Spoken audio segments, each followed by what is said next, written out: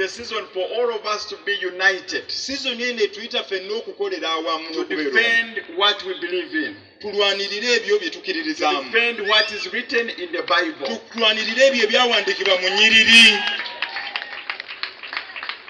And anybody who does not stand with you Era omuntu yenna yenna agaana okuyimirira naffe in this battle, mu lutalo luno, you should not stand with them. omuntu oyo toyimiriranga naye.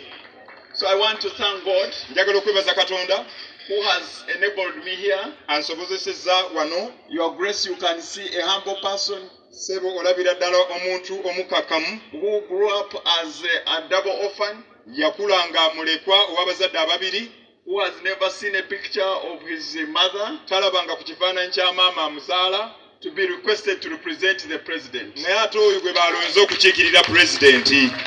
Isn't it wonderful? Abayo ekyo si kya kitalo.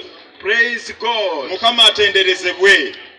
Because of time, I would have loved to sing this song that says, "Who has the final say?" Olwakadde nandyagadde okuyimba akayimba akagamba ani ayogera ekyenkomerero. And we can sing it one stanza. Katuyimbeyo ekitundu Then I ekifunziddwa. read the speech of the president. Ate olwo mbasomere omukulembeze bye I think yayogedde. the Holy Spirit has guided me very well. Omwoyo mutukuvu banendooza nnuŋŋamiza bulungi. Katuyimbemuko. Who has the final say? Jehovah. The final say. Who has The final say. I said, who has the final say? Oh, who has the final answer? Jehovah comes for right.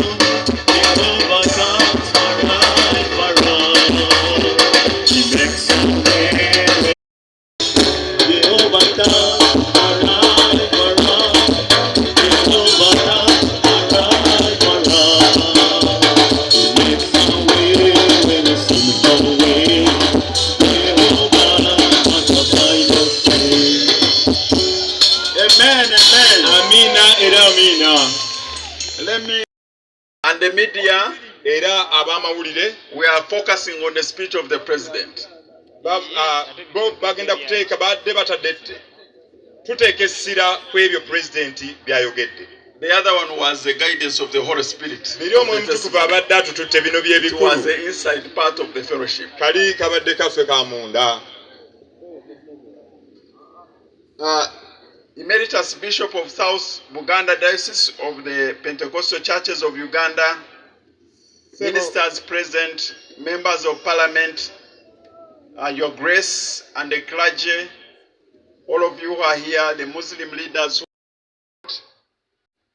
members of South Buganda Diocese, friends of South Buganda Diocese, ladies and gentlemen. I don't know, maybe I'll read a paragraph and you translate, or you will paraphrase. I take this opportunity to congratulate Reverend Joseph Tumwebaze upon this election as a bishop of Southern Region, South Buganda Diocese. Ntwala omukisa guno okuyozaayoza bishop omupya owa Southern Buganda region Bishop Joseph Tumwebaze. The Lord has chosen you among many Katonda akulonze mu bangi to lead his church into the scarred path of righteousness. okukulembera ekkanisa ye mu kkubo ery'obutuukirivu. This is a very high calling. Okuyita kuno kwa waggulu nnyo. God has chosen you to take the responsibility of shepherding his flock. Katonda akuwadde omulimu omunene okuliisa endiga ze. I salute the house of leaders who elected you upon its decision to elevate you into this position. Abakulembeze abaatula ne basalawo okuyimisa mu kifo kino ky'olimu mbawa ekitiibwa. When the Lord sent Prophet Samuel to anoint David as the king of Israel, Katonda bwe yatuma nnabbi Samwiri okufukako Dawudi amafuta nga kabaka wa Isirayiri. among the 8 sons of Jesse, Mu baana ba Yese 8, he cautioned him as follows. yamulagira bino wammanga.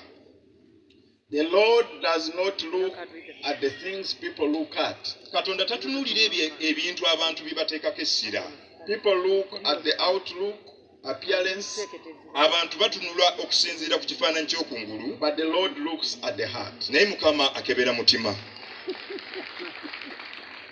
God considers the invisible qualities of character in the men and women He chooses to lead His people. Katonda bw'aba alonda abantu abanaakulembera abantu be atunuulira embala ey'omunda abantu gye batalaba. I call upon all believers to support the new bishop